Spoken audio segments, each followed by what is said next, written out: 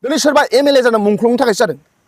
दिनै शिफ जादों सोरबा मुंख्लंफोरनि थाखाय जादों मानो होनबा डेम'क्रेसियाव रायजो राजायासो राजा रावबो बे पार्मानेन्ट नङा जायफ्रा मुंख्लं जादों बिथांमोननो मोनफा मोनफा साख्रि होनाय जागोन होनना बुंदों नाथाय दिनैसिमबो साख्रिखौ मोननो हायाखै बेवहाय सारा मा बुंनो सानो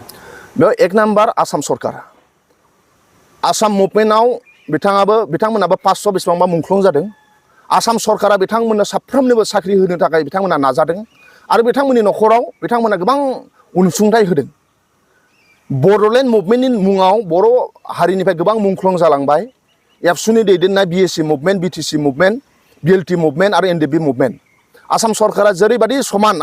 आसामाव बेसेबां अधिकार दङ गुबुन गुबुन हारिफ्रा बर'आबो एखे अधिकार दङ बेनिखायनो आसाम सरकारा एक नाम्बार समान नोजोरजों नायनो नांगोन बेजों लोगोसे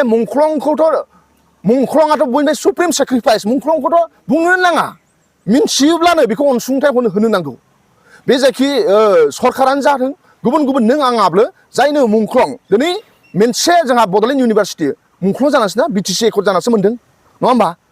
दिनै बेसेबांबा मोन्दों दिनै मेडिकेल कलेज मुंख्लं जानासो मोन्दों ना दा ओंखायनो मुंख्लंनि खोथा जेला फैयोना बेखौ खुनु उइदाउट कुइसन दिनै सोरबा एमएलए जानो मुंख्लंनि थाखाय जादों दिनै शिफ जादों सोरबा मुंख्लंफोरनि थाखाय जादों ओंखायनो मुंख्लंनि खोथा फैयोब्ला बिथांमोननि अखल साख्रि बाख्रिनिल' खोथा नङा बिथांमोननि साफ्रोमबो फेमिलिया थांनानै थानो हानाय राहाखौ खालामना होनांगौ आरो बेखौ हायो जोंनि दैदेनगिरि बिथांमोननि जेनेरेसनखौबो थांनानै थानो थाखाय राहाखौ खालामना होबावनांगौ बिथांमोननि जेनेरेसन जाय दिनै मुंख्लं न'आव आथिखालाव थांनानै थानाय बेल' नङा बिथांमोननि फैबाय थानाय जेनेरेसनखौबो जों नायनो नांगोन मानो होनबा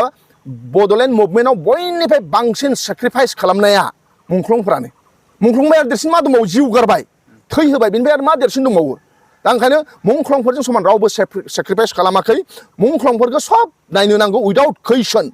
उइदाउट डाउट आरो मुंख्लंफोरनि न'खरफोरखौल' नङा बिथांमोननि फेमिलिनि जाय फैबाय थानाय जेनेरेसन बेखौबो नायनो नांगौ अब्लासो जातिया मोनसे इन्सपिरेसन मोनगोन ना आरो बेखौनोथ' गोदो गोबां आन्दलन समाव मास गेदारिंफ्राव बेखौ खोथाखौथ' बुंनाय जादोंमोन ना दा बे खोथाफोरखौ बिथांमोना फालन खालामनाया मोजां आरो नङाबा फैबाय थानाय समाव बिथांमोनखौ रायजो राजाया फोथायनाय नङा आरो फैबाय थानाय समाव बिथांमोननि एगेन्स्टआव बिथांमोना खामानि मावगोन ओंखायनो बै समाव मुभमेन्ट खालामदोंमोन बे समाव खोथा बुंनायफोरखौ दा आथिखालाव मानिनाया मोजां मानो होनबा डेम'क्रेसियाव रायजो राजायासो राजा रावबो बे पार्मानेन्ट नङा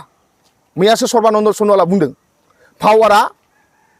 आथिङाव थानांगौनो रायजो राजाया खाफालाव थानो नांगौ होननानै दा ओंखायनो जोंनि दैदेनगिरिफोरा बे सर्बानन्द सन'वालनि खोथाखौ मानिनाया मोजां जे दिनै पावारा टेम्परारिसो रायजो राजाया पार्मानेन्ट आरो मुंख्लंफ्रा पार्मानेन्ट बिथांमोना सुप्रिम सेक्रिफाइस खालामनानै गालांबाय जोंनि बेनिफ्राय देरसिन समान आरो जेबो सेक्रिफाइस गैया आं सानो